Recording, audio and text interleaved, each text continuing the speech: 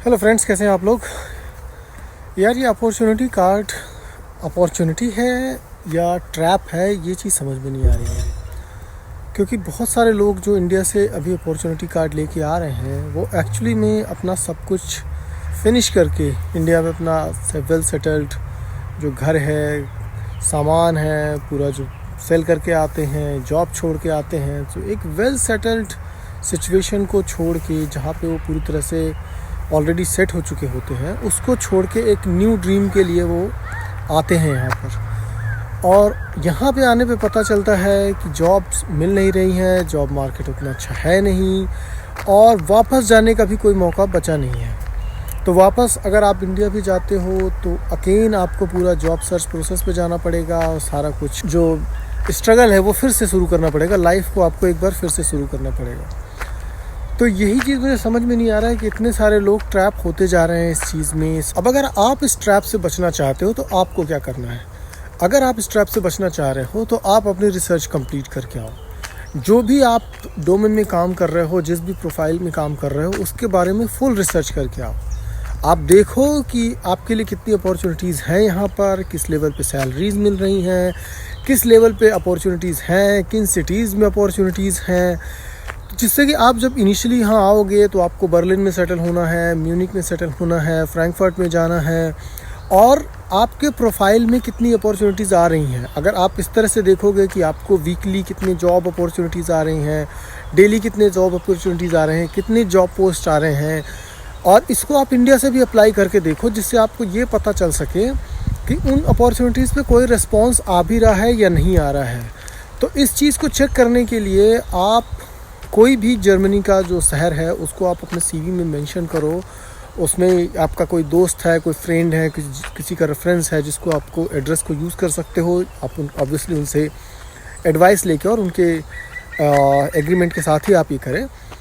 लेकिन अगर आप इस चीज़ को ट्राई करके आते हैं और उसके बाद आप अपना फ्रेंड्स का फ़ोन नंबर वगैरह यूज़ कर सकते हैं, और उस तरह से आप अपने प्रोफाइल को देख सकते हैं। और जब आप जॉब अप्लाई करेंगे तो आपको रियल सिचुएशन पता चलेगी कि वाकई में यहाँ पे अपॉर्चुनिटीज़ है आपके लिए या नहीं है तो किस लेवल पे है, कोई रिस्पांस आता भी है या नहीं आता है। तो ये सारी चीज़ें देखना बहुत ज़रूरी है। अदरवाइज़ आप एक ड्रीम के साथ आते हो और यहाँ पे ड्रीम सेटल हो जाता है, और सिर्फ ड्रीम सेटल नहीं होता है, जो आप लाइफ सेटल करके रखे हो इंडिया में। और एक ये बड़ा रिस्क है अगर आप एम्प्लॉयमेंट के साथ आते हो, जो कि यहाँ पे कई बार अवेलेबल नहीं होता। या आप अगर आप ऑनलाइन भी घर पे वर्क करते हो, WFH भी कर रहे हो, वर्क फ्रॉम होम, उसके बाद भी यहाँ पे अलाउड नहीं होता कि आप जर्मनी से वर्क कर सके, क्योंकि ये इलीगल है।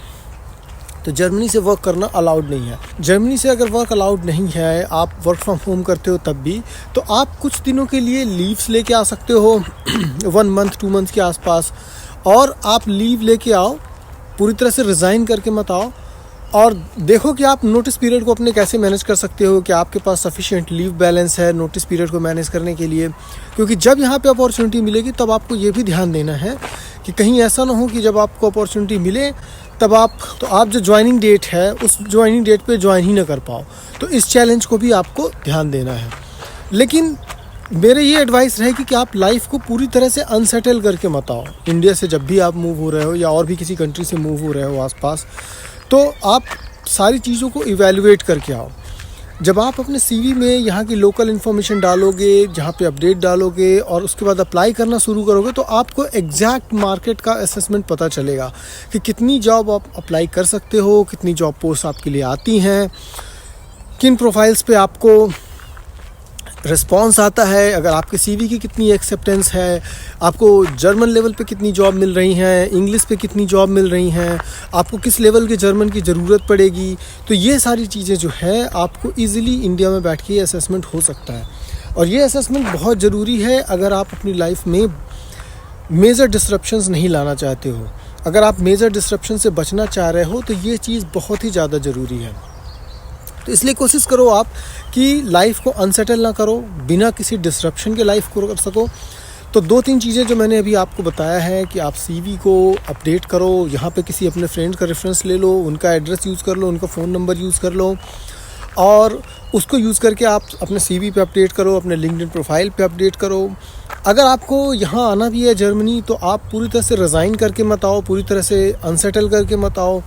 एक ये एक्सपीरियंस भी आपके लिए काम कर सकता है कि फैमिली को अनसेटल करना, स्कूल या अगर बच्चे वगैरह हैं तो उनकी स्कूलिंग वगैरह को बंद करना और फिर यहाँ पे आना, ये एक बहुत ही ज़्यादा डिसरप्टिव डिसीजन होता है। तो कम से कम इतने बड़े डिसीजन के लिए ना जाओ, इन केस अगर सिचुएशन वर्क नहीं करती है, क्योंकि जर्मन मार्केट टफ़ है।